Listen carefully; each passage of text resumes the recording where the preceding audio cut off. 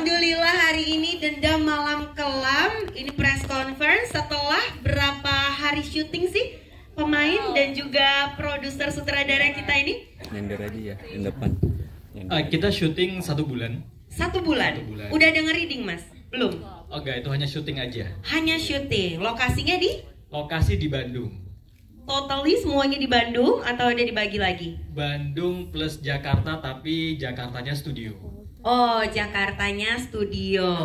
Nah, teman-teman di sini mempertanyakan juga mungkin Mas, pemilihan dari para cast. Reveal sedikit dong. Karakter apa yang dimiliki oleh para pemain kita? Ya, terima kasih. Selamat siang teman-teman semua dari media. Terima kasih sudah hadir.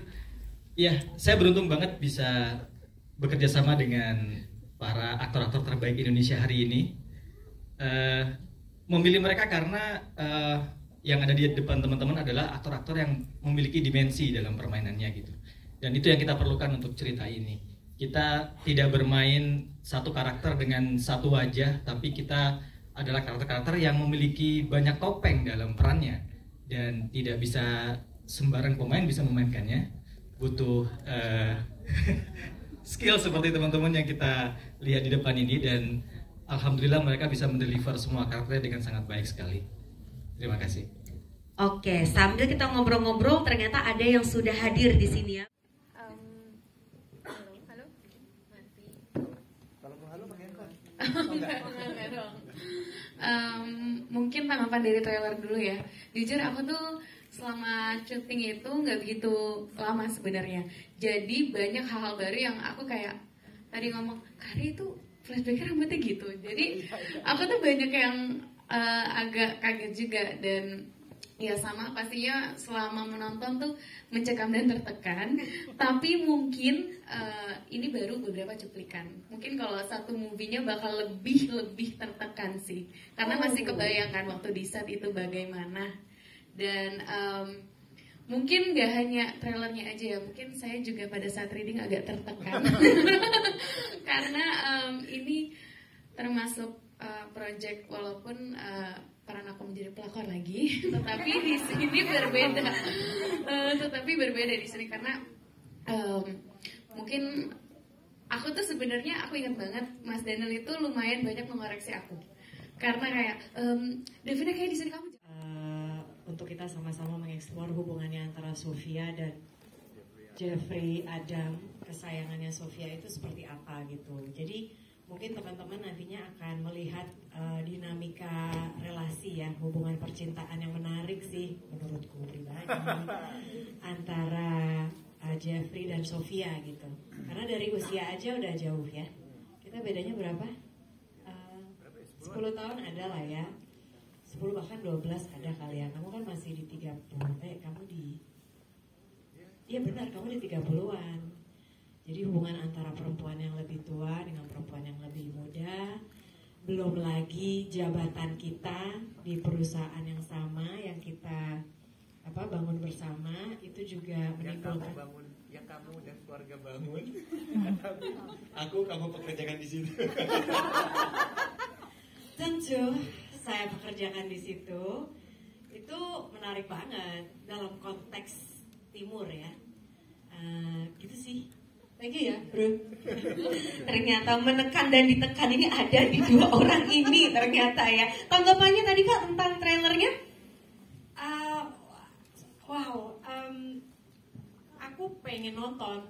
Meskipun aku tahu ceritanya, tapi aku pengen nonton dari hasilnya. Dari sisi pacing, aku ini sih nyangkut banget. Nyangkut? Ya kayak dagadang gitu loh.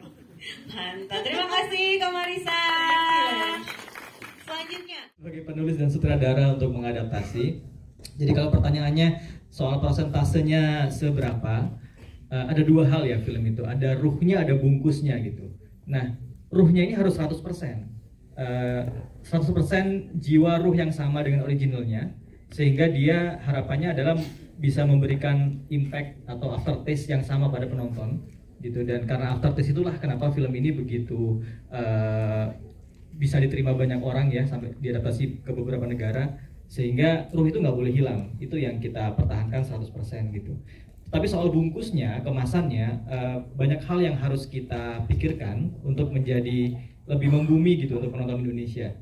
Sehingga misalkan karakter di film itu originalnya saya harus carikan padanannya di Indonesia. Kira-kira orang-orang seperti yang diperankan Arya, Mbak Marisa, itu kalau di real life itu seperti apa ya? Siapa tokoh di Indonesia yang seperti itu? Kemudian dikomunikasikan ke pemain, kalau kita punya role model seperti ini kita bisa olah seperti apa ya gitu. Jadi kita selalu cari real life person gitu yang dekat dengan kita sehingga adaptasinya itu bisa lebih membumi gitu. Terjawab ya Mas Endaman ya. Baik, terima kasih untuk pertanyaan beserta dengan jawaban. Kenapa? Apakah pasar Indonesia sekarang mulai beralih ke genre seperti ini? Oke. Jadi memang benar ini bukan yang pertama kita adaptasi dari Oriole. Yang pertama ada Invisible Guest yang udah kita rilis first look-nya beberapa tahun yang lalu. Yang kedua ini adalah Dendam Malam Kelam dari El Cuerpo. Kenapa kita ambil? Karena satu, ceritanya pastinya. Karena Oriole dengan kekuatannya dalam menulis dan mendirecting, dengan plot twist-nya yang sungguh luar biasa, dengan cerita tekan dan menekannya Arya Saloka tadi sungguh luar biasa, rasa bersalah, karma, perasaan yang sangat ironis gitu. Itu adalah salah satu alasan kita kenapa kita mau bikin, which is itu adalah resonate dengan masyarakat kita, mungkin bukan hanya masyarakat Indonesia tapi secara global. Makanya film ini juga diadaptasi lebih dari 6 negara, sepertinya Indonesia yang ke-6 ya, kurang lebih. Seberapa optimistis Falcon Pictures untuk film ini, Bu?